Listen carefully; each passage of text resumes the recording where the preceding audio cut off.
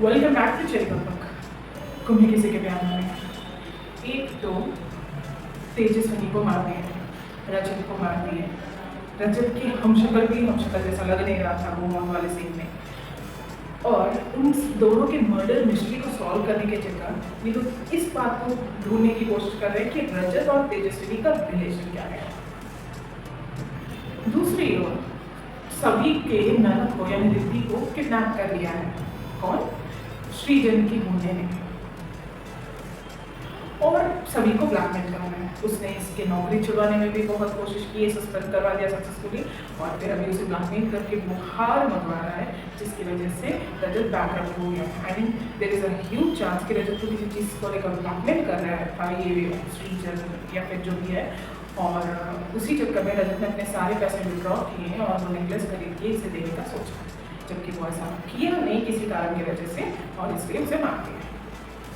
मुझे यही लग रहा है। और तेजस्विनी को शायद इस बात का पता हो सकता है, वो रजत की मदद करने की सोच रही होगी, इसी चक्कर में उसे भी मार रहे होंगे। लेकिन प्यार वाला कॉन्सेप्ट छोड़कर जो तमाशा, जो गंदगी फैलाई है ना दूसरे किसी के प्यार में, इतना गंदगी फैलाई है ना।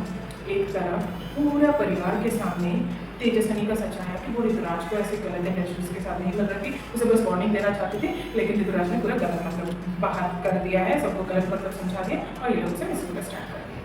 ये चीज़ प्रूव हो गया। लेकिन इतना सब कुछ होने के बाद, इतना सब कुछ गुजर जाने के बाद, अपने बेटे की इस हालत को देखने के बाद भी हमारी लीना जी क्या कर रही है, अभी भी उसे तेजस्विनी से नफरत है। क्यों? क्योंकि मोहित चौहान यानी तेजस्विनी के पापा इसे कॉलेज टाइम में रिजेक्ट किया था। पागलों वाला स्टोरी लाइन तो चल ही रहा है, ऊपर से दो बच्चों की माँ को नील के साथ जोड़ने की कोशिश कर रहे हैं, जो मोस्ट प्रोबेबली इससे उम्र में ज़्यादा है। दोनों की जोड़ी बिल्कुल जम नहीं रही है, सभी कितनी एडल्ट लग रही है, नील कितना यंग लग रहा है, यहाँ पे कॉन्सेप्ट बहुत अजीब हो गया है।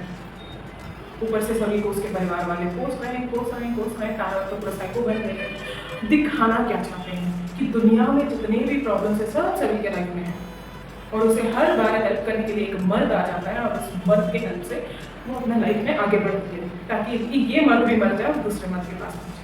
3 शादियां करवाना चाहते हैं वो, और कितने लड़कों के साथ अपना रिलेशन बनाएगी और कितने बच्चे पैदा करेगी, जिसके बाद डायरेक्टर्स को लगेगा कि हाँ इसके जनरेशन को छोड़कर अगले जनरेशन में फोकस करते हैं। कम से कम इतना दिखा देते हैं कि सायशा बड़ी हो गई है, सायशा और नील की स्टोरी हो सकती है, लेकिन नहीं, सभी देखते हैं और क्या क्या तमाशा देखना पड़ता है। That's it for today. Keep watching Cherry Pepper for more videos. Don't forget to like, share and subscribe my channel. See you tomorrow. Bye.